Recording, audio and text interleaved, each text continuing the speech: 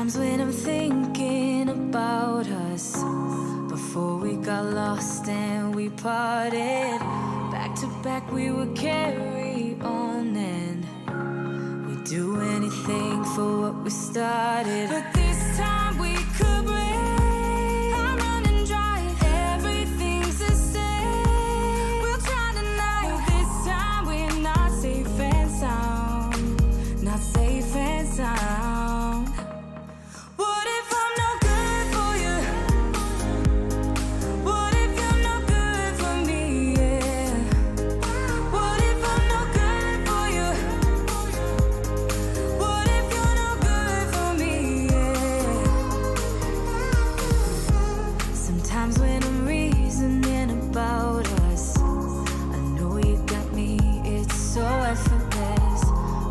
Back we would carry on and we'd do anything for what we started. But this time we could break. I'm running dry, everything's the same. We'll try tonight. This time we're not safe and sound, not safe and sound. What if I'm no good for you? What if you're no good for me? Yeah. What if I'm no good for you? What if you're no good for me? Yeah. What if I'm no good for you? What if you're no good for me? Yeah. What if I'm no good for you? What if you're no good for me? Yeah.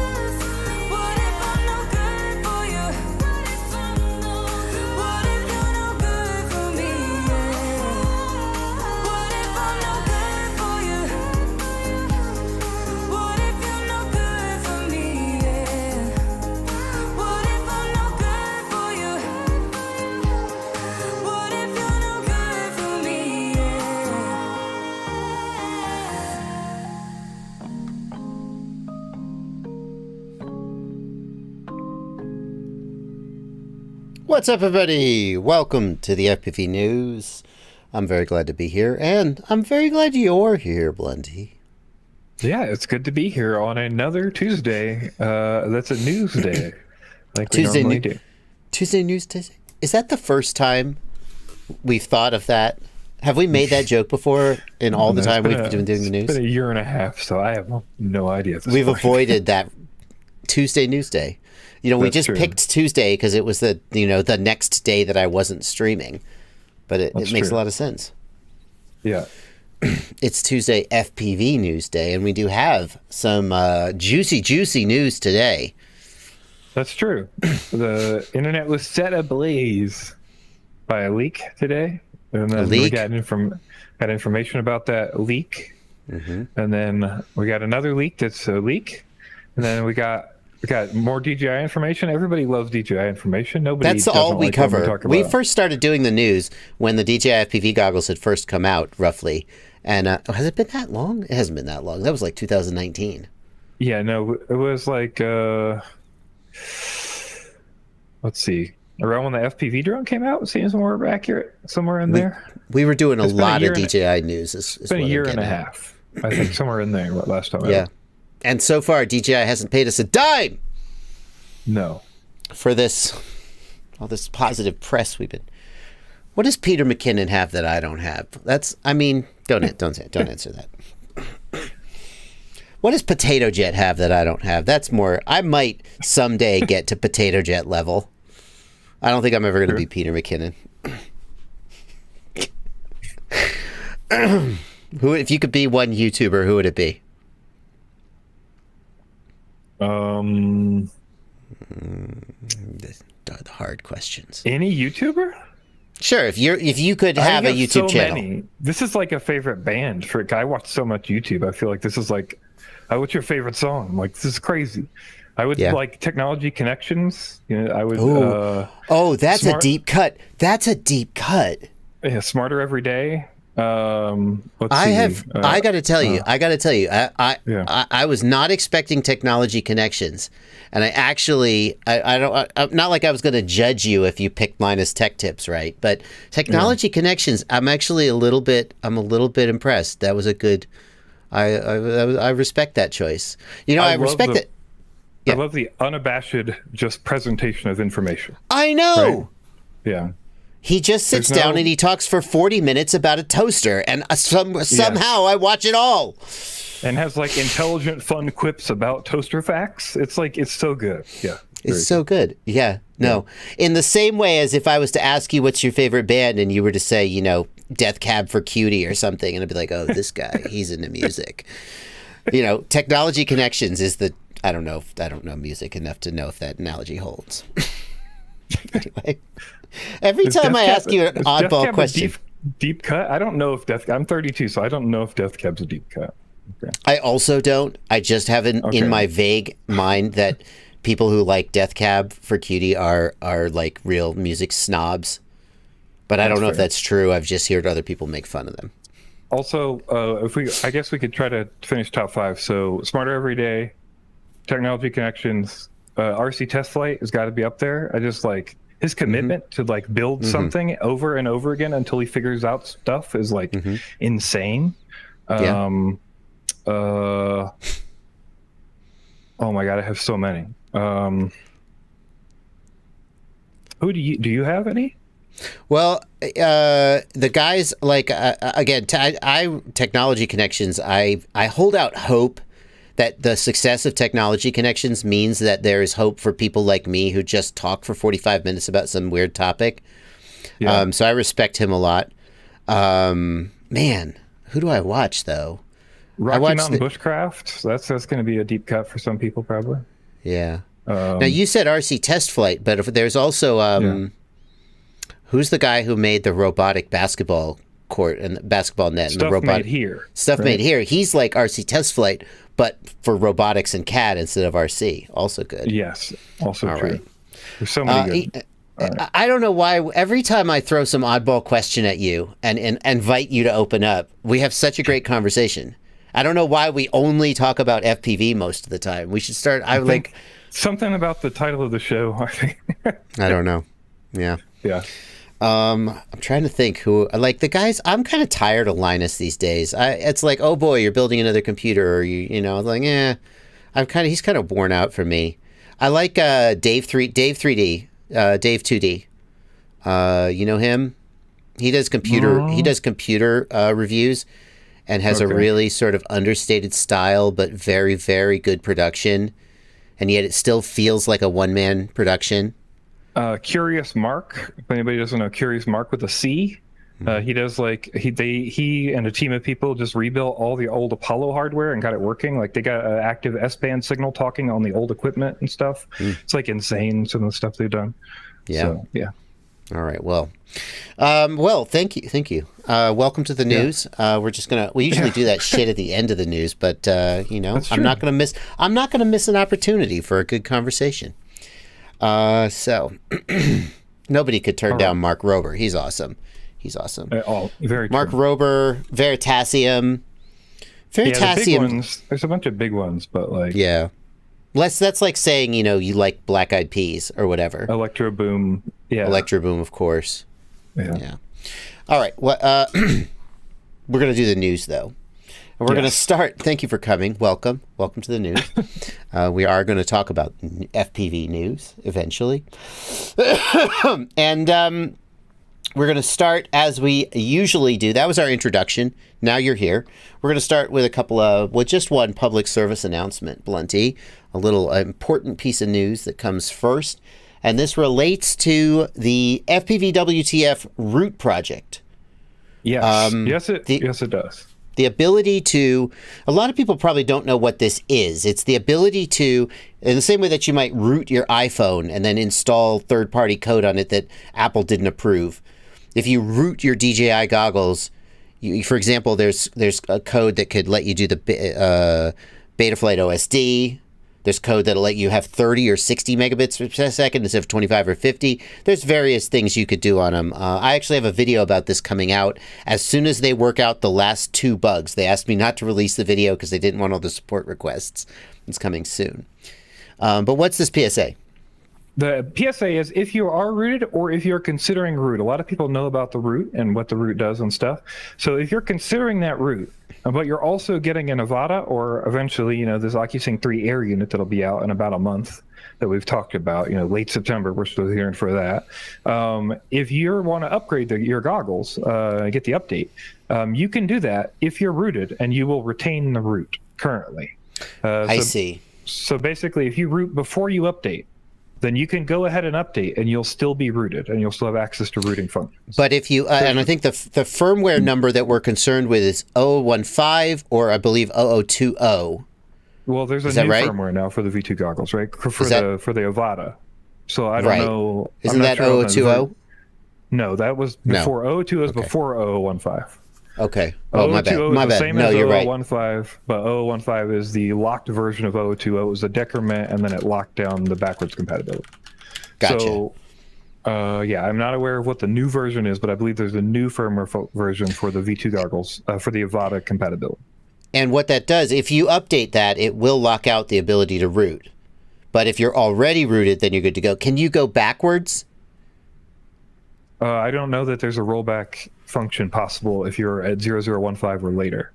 What about I think 0015 still locks rollback. What about that Drone Hacks website that lets you flash firmware? I think the goggles are locked. I think it'll do the drone, but not the goggles. I'm almost positive that if you're on 0015 on the goggles, there's no known method to roll back or root if you're on it. But if you're already rooted and you update, then it will be held. Now, that is the case as of today. What we can't rule out is the possibility that at some future date, the FPV.WTF project will figure out how to root that. Yes. But as of today, if you're on those firmwares, you're locked out. So if you need to upgrade to use the Avata, then root first if you intend to ever root. And let's be honest, if anybody was going to do the hacking, they'd probably wait to release anything until all the updates are done and DJI is not actively updating the goggles. So I think it's going to be a while regardless. Even if somebody figures it out, I don't think you're going to see that patch for a minute until everything settles down and then that's right. Junus is in the chat. Junus is one of the Junus is one of those devs. I don't misattribute people. Junus runs FPV.WTF. Okay. Yeah. I don't want to between the Express LRS project and the Magic Bit and I'm always careful to keep track of. Thank you for keeping track of that for me. But Junus, I know when Junus talks, I listen. That's the bottom line. He says V01030000 is the new one. If you're already rooted, we can roll you back, but it's manual. Oh. There is a way that if you're rooted, they could roll you back because they have access to the file system, presumably. But if you're not rooted, so and if you need to root them as soon as you can root them is the idea here. Then you can do updates and you should be okay. You'll lose some functions. I know, we talked about the OSD. I don't believe that works currently on the new firmware, but your root still maintains, and they are working to make it work on the new firmware. I believe is how it's going. So. All right. And can you guys please get on with fixing those last 2 bugs because I'm dying to release this video. It's so freaking cool. Take your time. We appreciate the work you've done. You work for me. I pay you nothing, and I just demand. Open source developers hate me. Thank you guys. Appreciate you guys. Next up, we've got information about DJI Avata, and finally, it's not leaked information; it's actual information. That's very true. What do we got? So the Avata has launched. We've got a new drone, I guess. Which of these links do you want me to go to? Sorry. Let's go to the Avada Specs page, I guess. We'll talk about the Avata real quick, and maybe you could flip over to the picture or something. But the Avata released. If anybody didn't hear, DJI launched a new drone, right? It's a Cinewhoop style drone. and it seems interesting. I don't know how much we want to talk about it, really. I think it's been covered a lot in a lot of locations and places, right? Yeah, it's true. And I watched Paul Nurkola's review, and I really liked it. It was one of my favorites. There's a lot of other reviews, and certainly you can find a YouTuber, whether it's Nurkola, Rotor Riot, Oh My God has one, Peter McKinnon, I'm sure, has one. I saw Potato Jet has one. A ton of people are reviewing it. Pick your favorite. What are your thoughts about it, though, Blunty? Now that it's finally here, and we don't have to rely on rumors. It seems interesting. I think it's the most interesting part to me is the push forward, and I think the OcuSync 3 Air unit will be exciting when it comes out, because hopefully it'll have similar specs and similar performance as the drone does. It seems really cool, and I don't know. There's a bunch of different considerations to make, right? One is they released it with the motion controller. So, like, there's two sides to this. One is, like, obviously they had a shit ton of motion controllers they needed to sell. Like, Thank you. Obvious. Thank you. Right? They released the motion controller for the DJI FPV drone. Nobody bought it. And then they were like, fuck, what are we going to do? And then somebody was like, I know. When we release this new drone, we don't release it with a controller.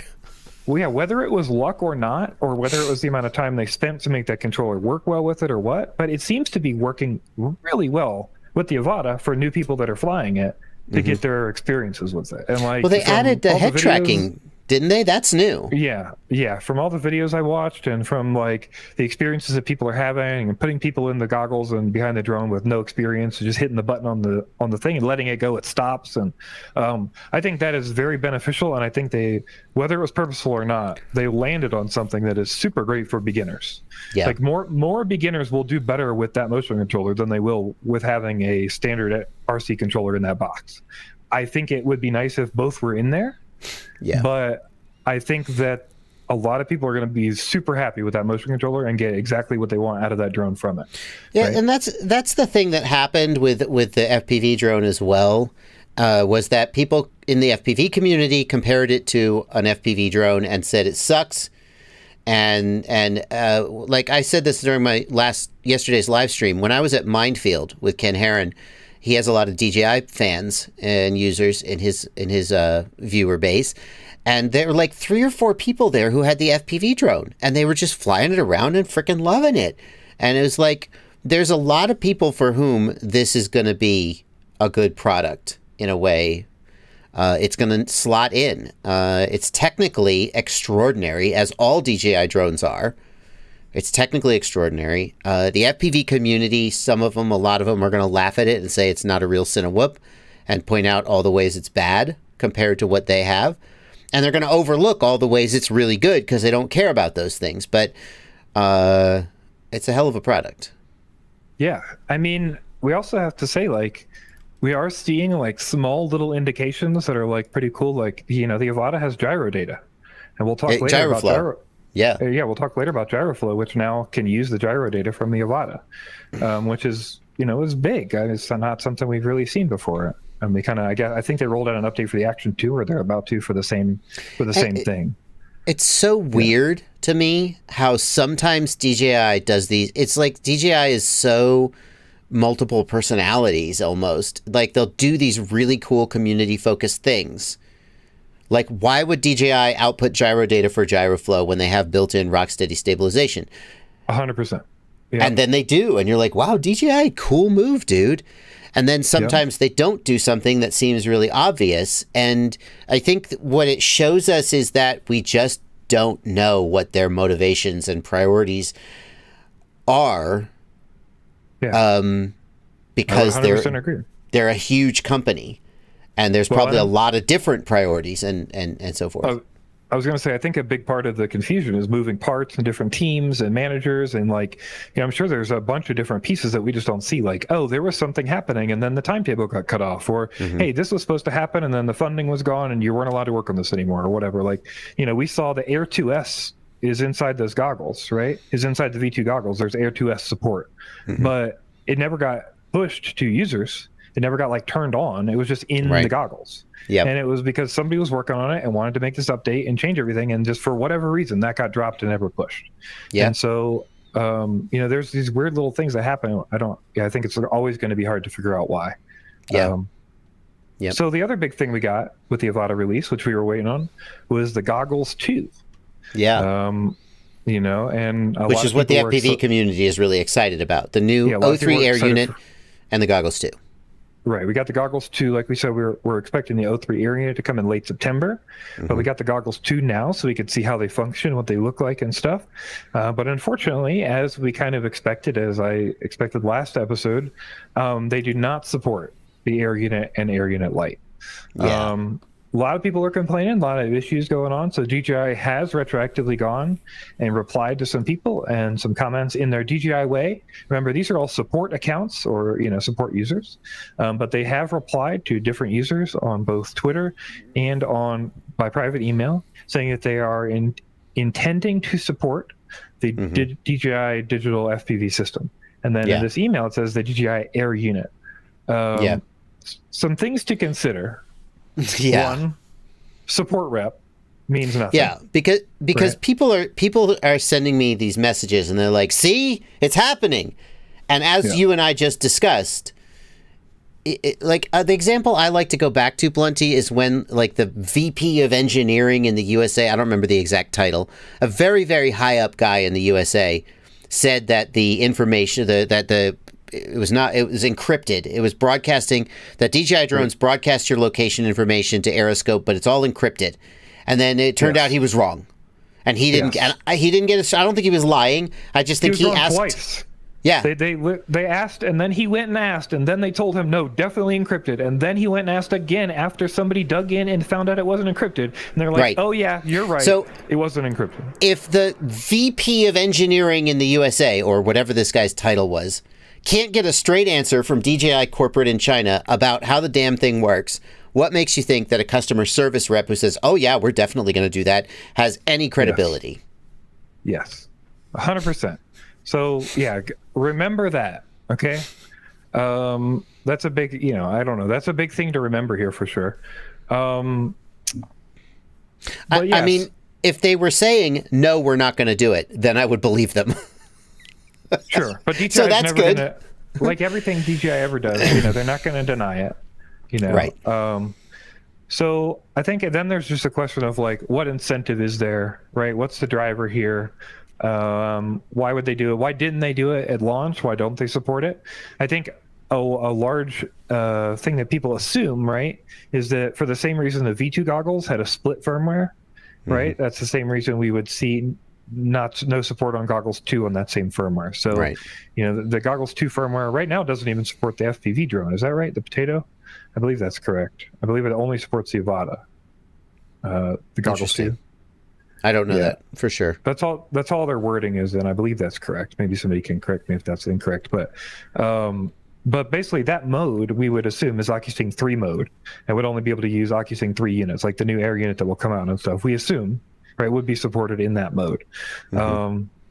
So if that's the case, and the V2 goggles, right, we had a split mode to be able to support the old equipment.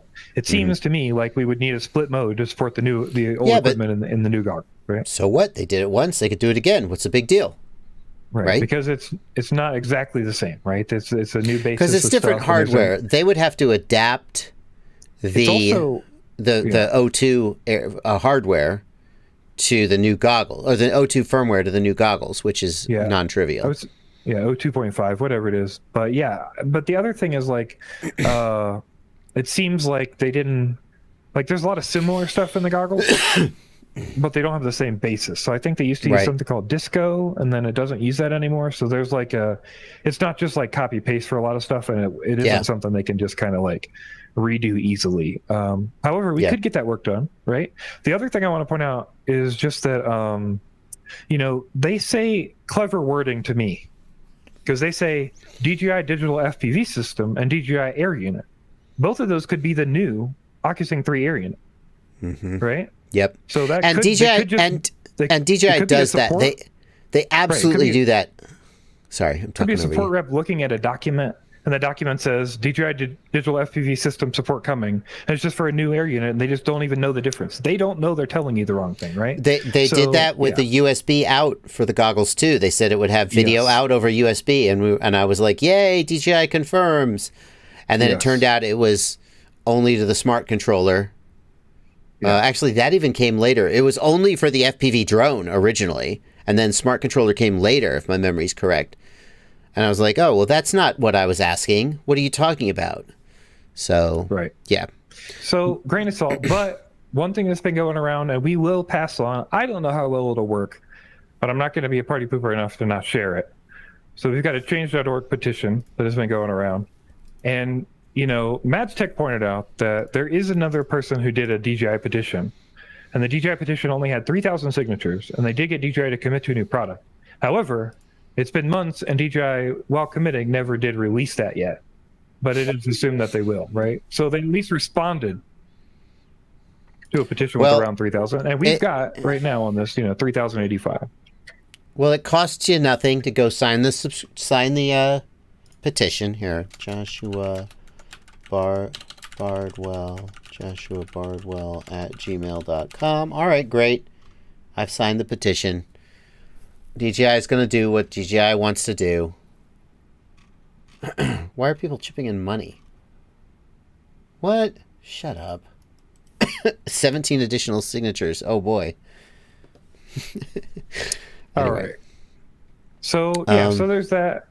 So hopefully DJI will respond and update them, whether it's based on change.org or other people doing it. We don't have any clue whether they will support old units. But moving on to new units. New stuff.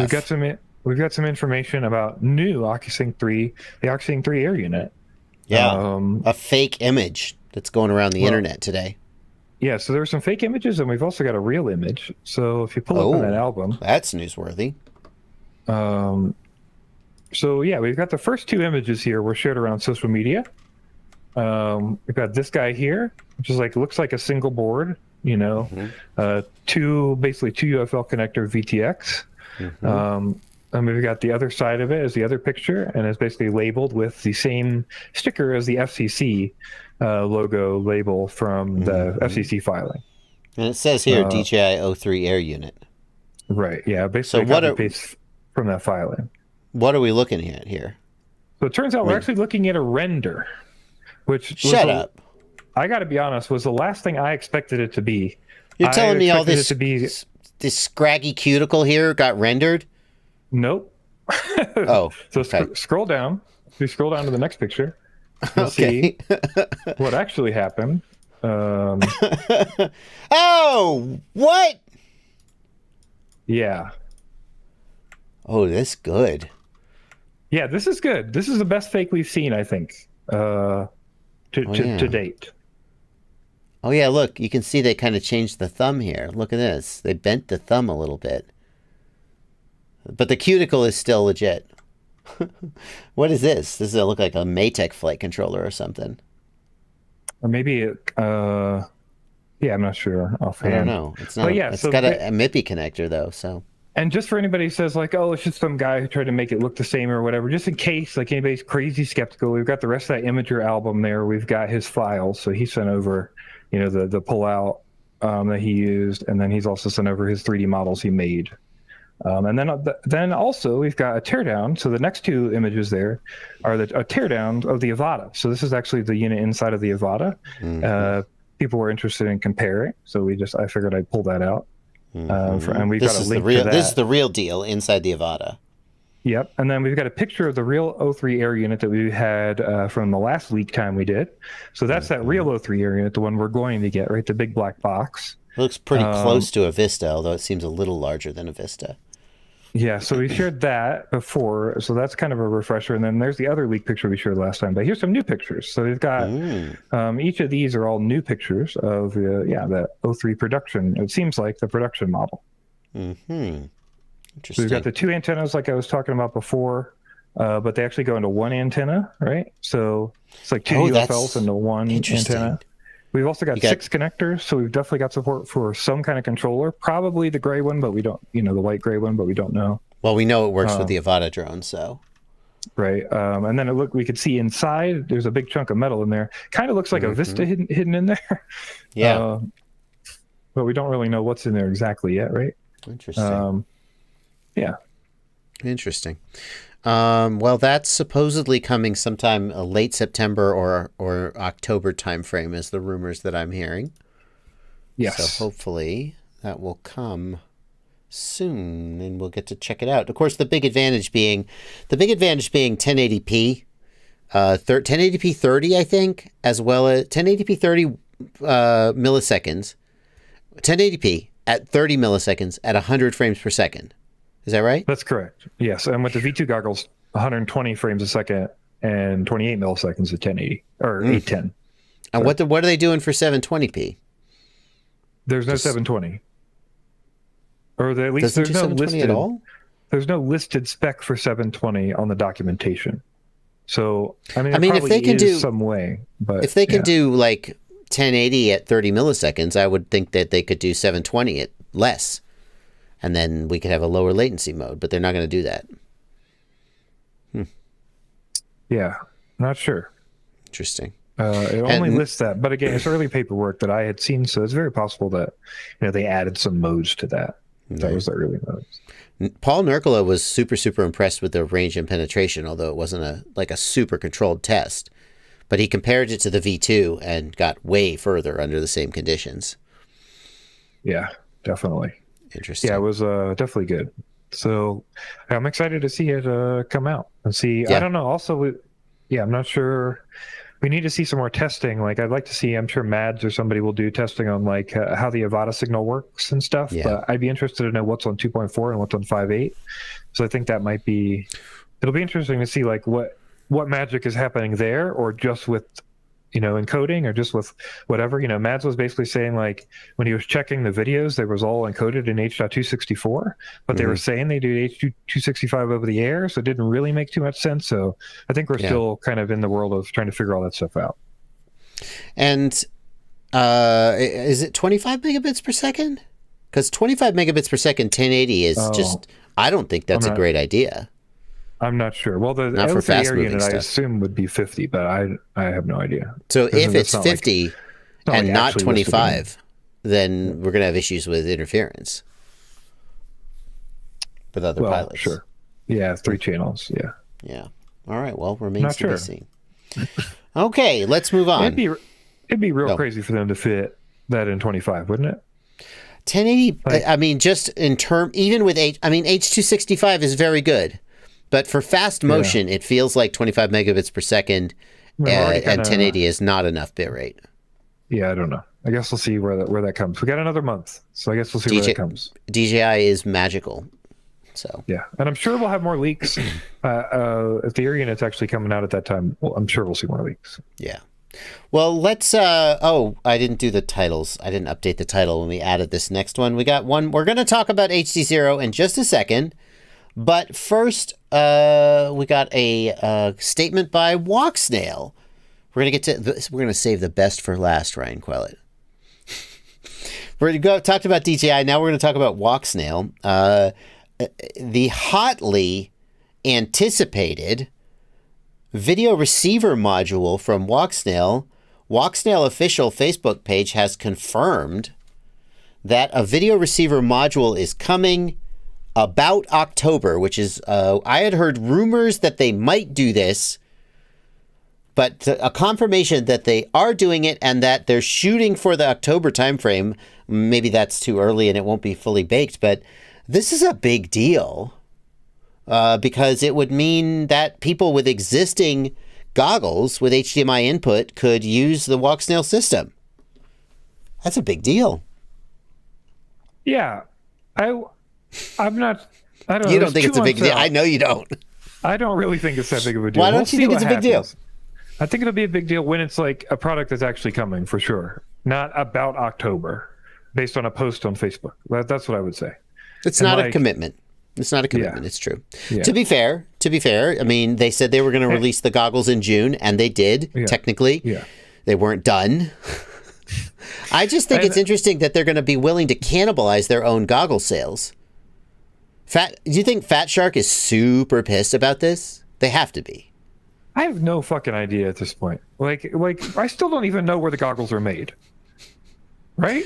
The Fat Shark goggles are made in Fat Shark's factory in Shenzhen, and Walksnails are presumably made in Cadix's factory.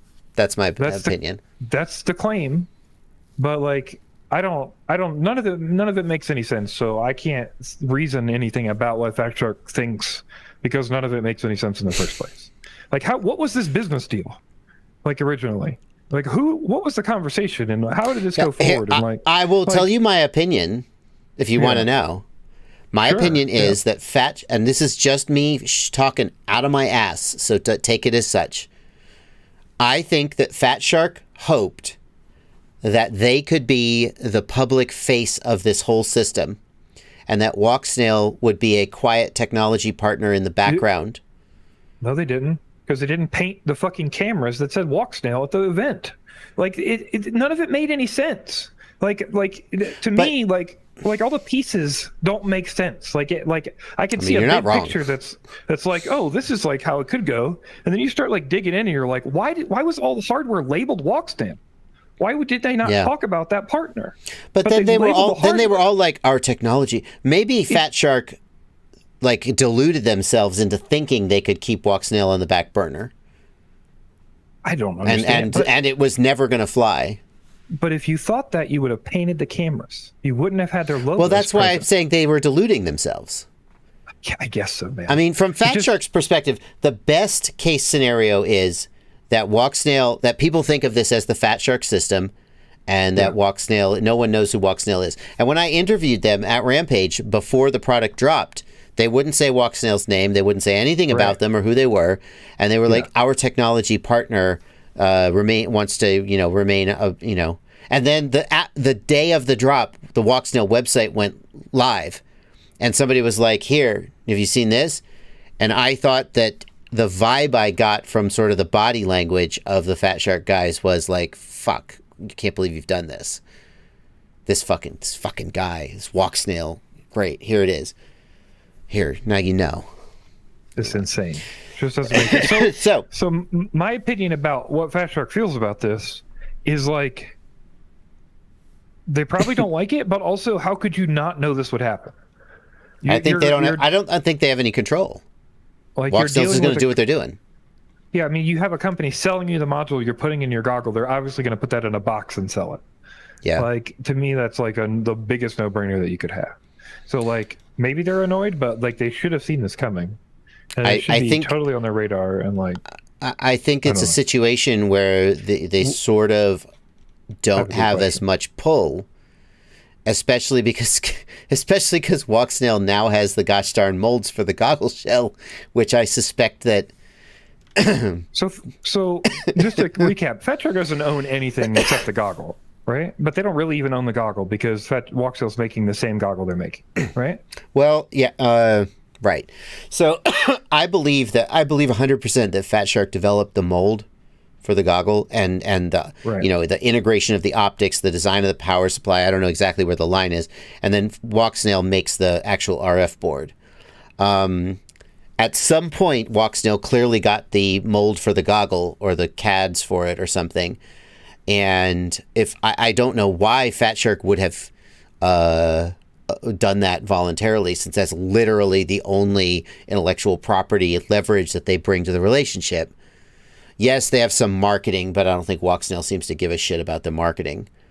So it feels to me like Walksnail went to Fat Shark and was like, hey guys, want to work on this? Fat Shark designed a goggle, and Walksnail was like, cool, thank you. And then started making the goggle for themselves. And, welcome to China, I guess. Fat Shark, not like you're new to this game, but wow, you got really played. So I guess my question is, do you think they're on any kind of good terms?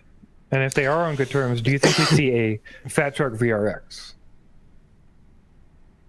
I can't imagine Fat Shark making a VRX because goggles are like literally the only thing they bring to the relationship, and some marketing, but their marketing, to be honest, is not the best. They made a Sharkbite VRX. Like, that's where my head goes, right? It's like they did this already, right? They made the Sharkbite VRX because they weren't ready to do the goggles yet. They did the Scout goggles. The Sharkbite VRX was like, how can we get this out there? Right. I don't. That's a good point. But now they have goggles. I don't know why they would cannibalize their own goggle sales, unless They say Walksnail's going to cannibalize them. Why not? Let's cannibalize them instead. And they could grow their audience by letting people with existing goggles buy in. I mean, there's some validity to that. At least get my brand in their hand, right? That's where I would be going. Maybe. But then there's a question of price comparison and also molds and also runs and also quantity. And I think that Fat Shark's attitude right now, and I mean, again, we're trying to just get in people's heads and we're just speculating, so take it as such. But it feels to me like if I was in Fat Shark's shoes right now, I would be like, how can I make the best of this situation? If Fat Shark goes, Walksnail, F you screwed us. What are they going to do? Walksnail's going to be like, okay, fine, bye. Well, and then they're going to be boned. So I feel like they have to stay on good terms and play nice. And Walksnail is going to do crazy shit that pisses them off, but what can they do about it? I think if you're on those terms and you're trying to play the nice game, you might as well call and go, hey, can we have some of those VRXs? You're not wrong. Yeah. Alrighty. So that's supposedly coming in the October-ish time frame. We shall see. And it would be interesting when it happens. Next up, rounding up the digital. We got the last digital system on the list, HDZero. So we covered Walksnail, we covered DJI. Yeah. It's time to cover HDZero. And we've got a new video from Ryan Quillett where he tested the latency on the HDZero goggles. And we had heard previously 4 millisecond glass to glass. And people said, that's not possible. True. They did. And he tested them. And there were 3 milliseconds glass to glass. Does anyone in the comments accuse him of being a shill and a liar? I just have to check here real quick. No? Everybody just believes him. Interesting. I believe him. Just curious that this guy releases this data. Anybody criticize? Okay, anyway, I'm sorry. I'll talk about that with my therapist. 3 millisecond glass to glass. It's not quite that simple, though, is it, Blunty? Because the 3 millisecond time is time to first changed pixel, right? And the actual time to update, because it's a scanning system where the whole frame doesn't update at once. So the time to see the very first change is 3 milliseconds, validating the claim in a real way. But the actual full frame latency is more like, I think it was 19 milliseconds. Is that right? I believe that's correct. Yeah, basically, if it's like reading the pixel you're looking at, or if you turn them all white, right, and then you figure the out whole screen. Yeah, and then you look at the next one to change. It's always that 3 millisecond glass to glass latency, which is great. Definitely, that's good. Amazing. Practically though, I'm interested to see what that means, right? And I don't know. It'll be interesting to see what that means and how that plays out and stuff. We've talked before about what matters and how much of a frame needs to be drawn for you to recognize images, and it's kind of a rabbit hole. But I think. No, sorry. I just think it's difficult to quantify that information, right? It's difficult to say at what point are you going to see the object coming at you? At what point can you detect motion? All those kind of things. So that means it's hard to quantify which latency matters, right? Is it the first frame latency, or is it the full frame latency, or is it somewhere in between? Or is it a half frame, or is it multiple frames where you see the movement, or because DJI is going to take all this time between frames too, no matter what. Where HDZero is going to update you.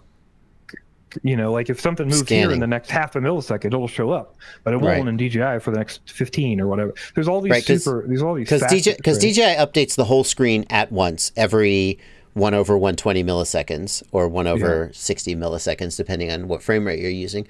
1/120 would be 8 milliseconds, I think. Is that right? It's 60 milliseconds. Sure. 60 FPS is 16 milliseconds. 30 is 32 milliseconds, and so then 120 would presumably be 8 milliseconds. I'm not going to pull up my calculator. So DJI updates the whole frame every 8 milliseconds. HDZero is scanning, similar to analog, down the frame. And depending on the fastest it could possibly update is 3 milliseconds. The average will be approximately a half frame. And the real question that you're bringing up, Blunty, is when you're flying, this example of turning on a pixel and measuring the change is fine for the lab, but it doesn't reflect what we're really doing in real life. Yeah. We are flying through an environment that is sort of coming past us. very seldom does something appear on screen immediately, and we need to react to it as fast as possible. So I said on my live stream, stuff comes in from the edge of screen and comes up the screen towards the center of the screen, if you will. And so, a lot of times you're not going to be looking at the edge of the screen anyway. And that 3 millisecond latency is not going to be... You're saying we should use custom drivers to draw the outside of the screen more often than the inside of the screen. I wonder if there's like some way, I don't know. Anyway. Yeah. I think the point of it is it's hard to quantify like what latency matters. So I think at a lot of times, like we've talked about before, I think a lot of the stuff ends up feeling like marketing because quantifiable to a user, what does it really mean? And market what you got to market, right? But like, I'm not sure that anybody's going to know the difference in what 3 millisecond glass to glass is. The interesting thing I'll be interested in is like, is there even a subjective difference in latency for racers? Because that's who it'll matter for, right? And that's the thing. We know that shockingly small differences in latency can matter.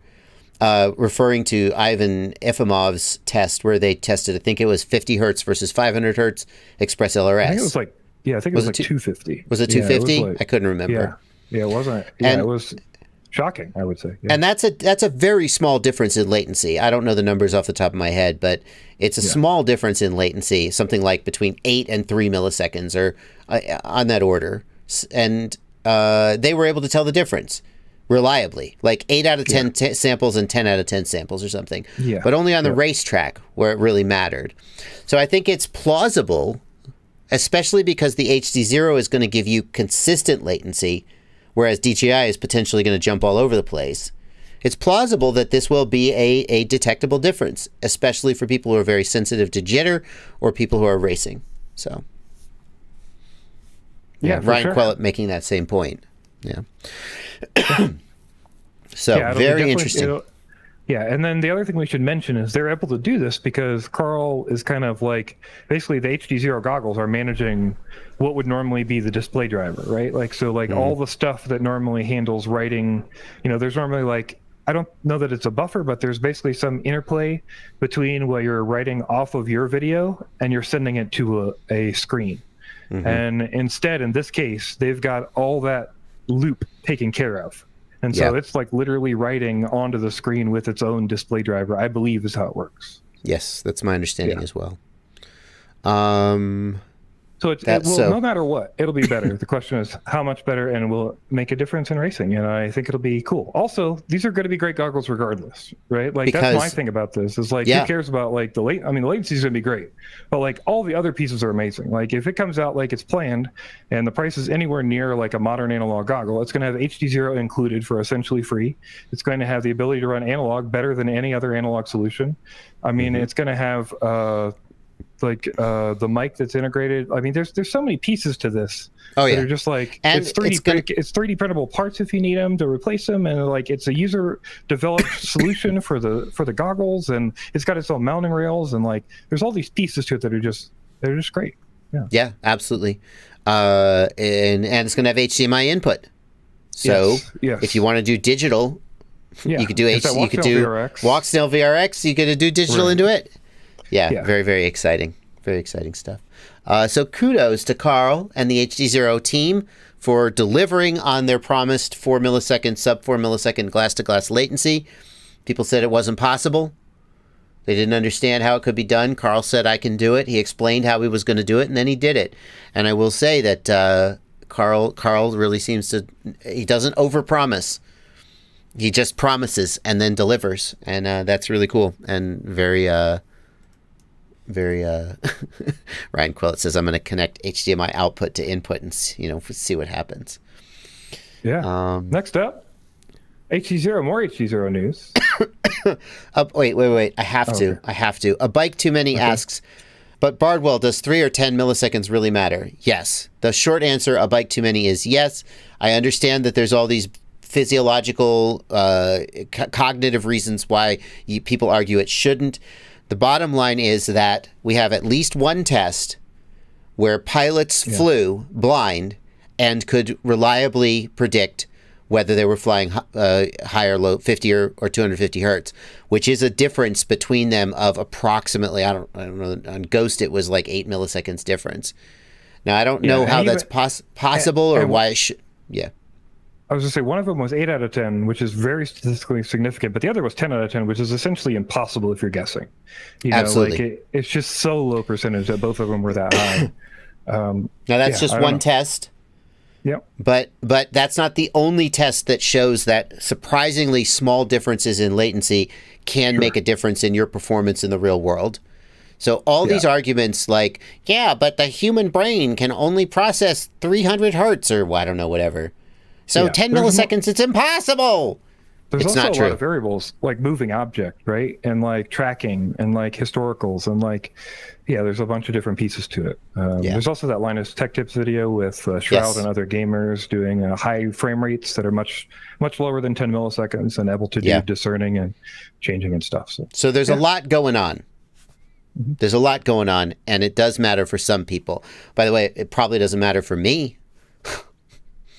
It probably doesn't matter for freestyle or cruising. But there are definitely cases where it does matter. So I'll just say that's another niche that I would love to see tested. I've asked before, but I'd love to see more of these double-blind tests where people can just know, right? But the other thing is I'd like to see more people who are just like mediocre racers or mid-level racers or low-level racers also do these tests, or like, proximity freestylers or whatever, right? Like any of those kind of things I'd love to see, because I wonder if it only matters in that top percent, or if it matters for anyone who is doing like proxy stuff, or it matters for anyone who's doing like racing, right? Like, I suspect it more matters. Yeah, I suspect there's a line where it doesn't matter anymore. So yeah. Okay, we got one more piece of HDZero news. I couldn't fit this all into the title down below. There's a new drone racing league, the Major League Drone Racing League. They're going to have like 32 teams across 2 divisions in the U.S., the West and the East Division, and they may have a website. And I'm like, who the hell are you and what do you... But apparently they are continuing to be a real thing, and they have selected HDZero as their video system. Yeah, so the MLDR, the Major League Drone Racing group here, AK is backing this, which is one of the reasons we're talking about it. It's not just a nobody. AK is part of this and is vetting it. We also have Buddha FPV in the chat, who says he is an MLDR pilot. So thank you for being here, Buddha. Go ahead, Bunty. Sorry about that. But yeah, they made a Facebook post today. If you'll check out that one, they made a Facebook post today saying that they are now officially using HDZero exclusively for the drone's video systems. So one of the things they're putting like here is like they need to do some kind of digital, right? Like if you think about MLDR's position and any racing league's position, it makes perfect sense. I need to do some kind of digital. I don't need to worry about pilot latency. I need to have live spectator views, but I don't want to run analog. Like, there's like, it's sort of made for this, right? This is sort of the point of it. It's like we need a racing link that still has static latency, but has higher quality video that's better for spectators. Yeah. And this can definitely do that, especially if you're set up in a place where, like, if you're funding it and have, receivers all over and have a really good environment and have it perfectly set up, like it's going to be excellent. So. Yeah. I'll be really interested to see what they do to provide the best possible range and penetration from the systems. If they have some kind of, Carl would just make them a distributed receiver system, for example. Right. He could just make that. Carl, I was going to say, Carl's on board with this. So anything they need or can do to make this work. And that means that it'll be most likely available for anyone else who needs it and stuff. So only help everybody and hopefully build a better spectator league, which is something I've been asking for. DRL, for all the things you can say about DRL, they have always been focused on the television show. So like they carry high definition cameras, they carry GoPro sessions actually, and then it's all edited and cut together after the fact. You can't really, you can watch it live if you're present, if you're at the event, but it's all about the show. It's not really, it's not like a sporting event where people are just going to go play football and you can watch them. And the idea, I think, here is to create more of that experience. 100%. I wonder, Is it too? Let me ask you this, Blunty. I'm sure eventually I'm going to interview somebody from MLDR, and they're going to want to, because they're going to want to market, and I'm going to be a venue for that. Is it too soon? Because there's a point in the development of something like this where it's all fluff, and they show up and they're like, yeah, we're going to go to the moon, we're going to give you the sun and the clouds and the stars, and it's all hope. And then eventually they put it together and they're like, now we're doing it, and that's the interesting time to do an interview. I wonder if we're there yet. Well, so I was going to say, Empire Man a message in the chat. Johnny Five seems to be involved, and he did mention in the Discord that at some point, he has some information about it. The first event is May 27th of next year. So to me, maybe I would just reach out and go, hey, here's a tentative invite for an interview. Yeah. I'd love to get something on the books, that sort of thing. But yeah, I mean, it does seem like they are committed to this, and this will happen at least for some time. Yeah. Also, I don't know what they're telling the pilots, but they've signed pilots up, as we've seen from the chat. Where's the money coming from? How are they signing pilots? Who's giving them money? I'm not sure. There are 3 people, I think, on the list. I don't know if that list is still about. Like, is this a case where, is it like with DRL, they have corporate sponsors, they pay the pilots from the corporate sponsors and other income sources. Is this a case where, like, if you want to start a team, you put up the money and you form a team, and they just are like, okay, you are now the Phoenix Razorbacks, and it's up to you to raise money for the pilots and so forth? Like, what is the structure here? Does anyone know? Yeah. I'm not sure. I don't think they've really gone on any of that stuff like hardcore yet. So yeah, okay, very interesting. I don't know if I'm going to go all the way out to Arizona in 2023 to see this event, but it is very intriguing. Y'all coming to Knoxville? Somebody come to Knoxville. If you buy me a ticket, I'll get on a plane. That's the first time you've ever been willing to fly to any event I've invited you to. Which I don't say in a negative way. I also hate to travel and wouldn't travel if I didn't have to. Yeah. But you're interested enough to actually go? I'll go to the first major league drone racing event. Yes, I would go to that. All right. Well, I'll keep that in mind. Maybe we'll finally meet in person. No, I'm not talking to you, Google. Google's like, are you talking to me? Shut up. Sorry. All right. Continuing on. All right. Gyroflow. Yeah, Gyroflow 1.2.0 has been released. Trucking along, Gyroflow keeps making some awesome updates and improving. Who cares? What have they done? What's new? Well, Blackmagic Raw, Red Raw, which are that's kind of a big deal. I think a lot of people will be excited about. DJI Avata, which is also pretty sweet. Keyframing, okay, this is exciting. I think for a lot of people, if you've got problem areas and stuff in your files, like keyframing is going to help immensely. Oh my god, I've wanted this. That's a big deal. Yes, it will, because it will really help. Because you could think about this. You could turn the stabilization up, and then right as you go to do a snap roll, you crank that slider down, and you get a nice clean snap roll, and then crank it up again so you got smooth. This is a big deal. It should iron out the kinks. You know what I mean? It should let you manually go in and iron out any of the kinks. It doesn't like and hide the fact that you're using stabilization. Like right at the end of the flight when you land, and then the horizon goes, and people are like, "Oh, right." You just turn the keyframe down. This is a big deal. Speaking of horizon locks properly now. I know some people having issues with horizon lock. It wasn't really locking. There's automatically detected join multiple recording parts. So that's it seems to be a fairly big deal. You play Blackmagic Raw back, and a bunch of other random updates and fixes. So pretty cool stuff. Nice. All right. Well, Gyroflow continues to get better and better. And we have another piece of news about Gyroflow related to the Runcam Thumb Pro. Apparently there was an issue with the Runcam firmware that made it not work right with Gyroflow, and now it's fixed. Is that the takeaway? Yeah, it's been updated for Gyroflow 1.2.0. Fixes stabilization issues that were happening. And there were also some dropped frames with the Thumb Pro, and this has fixed that as well. Reportedly. That's not listed, but people are saying it stops dropping frames. Yeah, okay. Great. Thank you, Runcam, for keeping that up. I did notice in my review, sorry, the coughing is catching up with me. I did notice in my review that the Gyroflow looked a little weird and had some artifacts, and I was like, well, I can't tell if that's me just being a dumbass and not using Gyroflow right or the camera. So I left the footage in so people could see it, but I also didn't call it out and complain about it. And apparently it was a problem with the firmware. So oops, I guess I should have called it out. Bad reviewer. What are you going to do?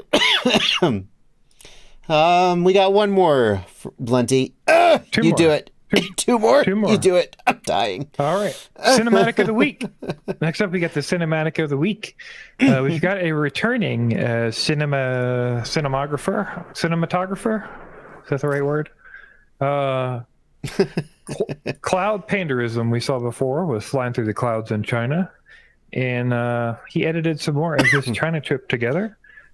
And there's some really awesome shots in here, both playing around in the clouds and flying around through some cool things in China and stuff like that. So I just wanted to show another one of his videos. Very nice. This is linked in the video description. And, of course, you can go check it out. Beautiful, beautiful. We're not going to show the... One thing he says in this is just that he was having so much fun doing these shots that, when he FPVs normally now, it's kind of boring. That's a cool shot. I wish that shot had gone on a little longer. Yeah. Neat. Pretty cool stuff. I like this opening shot the best. That's fucking brilliant. It's a great shot. Yeah. He's legit upside down here, right? This isn't flipped. Yes. Yeah. It looks upside down to me. Nice. Nice. Alrighty, well, go check that out. Cool. That's linked in the video description, and thank you to Cloud Panderism for submitting that. Yeah. And lastly, we got some news about GoPro. I just bought 4 GoPro Hero 8s as my new go-to camera because I thought the DJI Action 2, the image quality wasn't where I wanted it to be, and it turns out that I may have bought them just in time. Yeah, it sounds like they're now telling people, we got a report from a user with a support chat, that they are replacing those with Hero 9 because they don't have any of the 8s in stock. So hopefully that's not permanent. I know a lot of people, including you, obviously, are digging that Hero 8, but just know if you do break that Hero 8 and you try to get it replaced with GoPro, you might get a 9 back. Also, I wonder... Because doesn't Best Buy send these off to the GoPro right now? Well, it depends on... Is this going to happen at Best Buy? How it's broken. It depends on how it's broken. Oh, if it's broken under GoPro's warranty, then they send it to GoPro and GoPro decides what to do with it. If it's broken outside of the warranty, for example, it's broken in a way that the warranty wouldn't cover. Like if you just smash your back screen, the warranty doesn't cover that. Right? But if it's broken outside of that, then your Best Buy insurance kicks in, and Best Buy just basically gives you back your money, and you go buy whatever's on the shelf. So it's not that unusual to not have whatever the old camera you bought 2 years ago was, and that's it's time to upgrade. The part about it that's annoying to me is having mixed cameras. Right. Like I have a Hero 8 mount on my quads now. If I go to Best Buy and I can't get a Hero 8 and I have to get a Hero 9. That's not that useful to me. So I'm just going to buy as many 8s as I can. And then I'm going to get the 4-year insurance on all of them. And then I'm going to just break them all one by one and take them all in one day and switch to the 9 or whatever the latest is. But if you love the 8s, they may be, I mean, it's hardly a surprise. Right. Yeah. Well, now you know. Yeah. And that is going to bring us to the end of the FPV news for this week. Should we plug? We should plug things. We should have plugged things halfway through. The end, everybody's going to leave. Don't leave! Hang out. Wait for us to plug. What should we plug, Blunty? Well, we got to plug your website, right? FPVKnowItAll.com. Sure, FPVKnowItAll.com. You can go here to Mr. Bardwell's website and find the ultimate FPV shopping list. You can find some products and parts and different things you might need and want that are recommended by Mr. Joshua Bardwell. Mm-hmm. And hand-selected. Hand-selected, indeed. It's true. Yeah. Every single one. And it's blunty.com, which is Blunty's website. including his Patreon if you want to join his Patreon, if you feel like supporting him. And you can also, he'll get on the phone with you for a very reasonable fee and help you fix your quad. I also will get on the phone with you for a much less reasonable fee. And that's how the world works.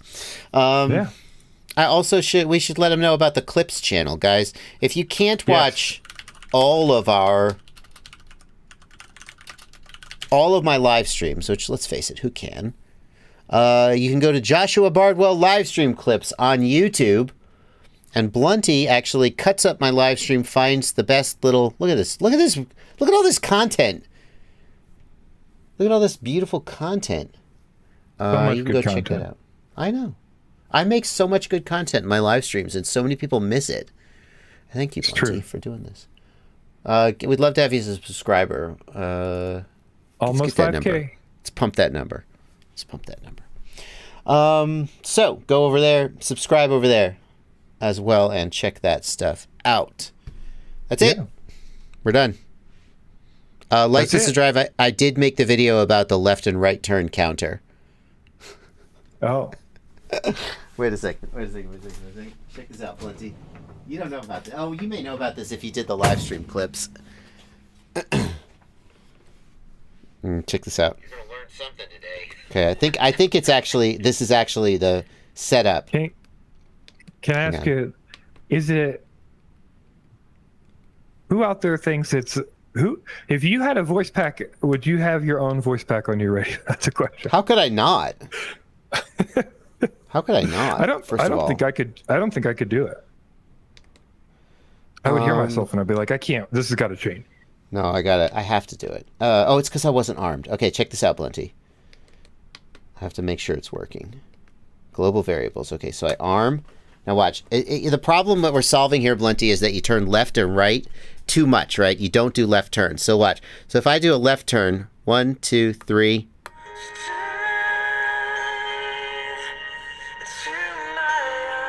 See, it tells you turn right. That's Jonas Brothers, by the way. Speaking of deep cuts, you may have heard of them. I see. And now this, if I go to the right. So if you make 3 right turns without making any left turns, it's a counter. Right. Basically. And it warns you that you need to turn the other direction. Break your habits. It's pretty good. Now that I think about it, the video is coming out on my channel soon.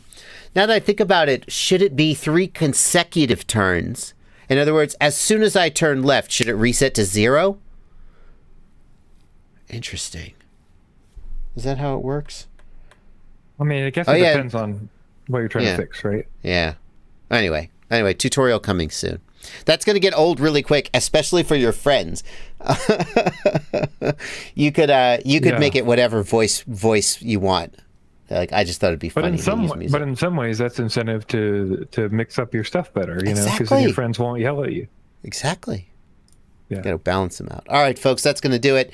I will see you next week. Thank you, Blunty. Yeah, take it easy, guys. Bye, everybody. Bye.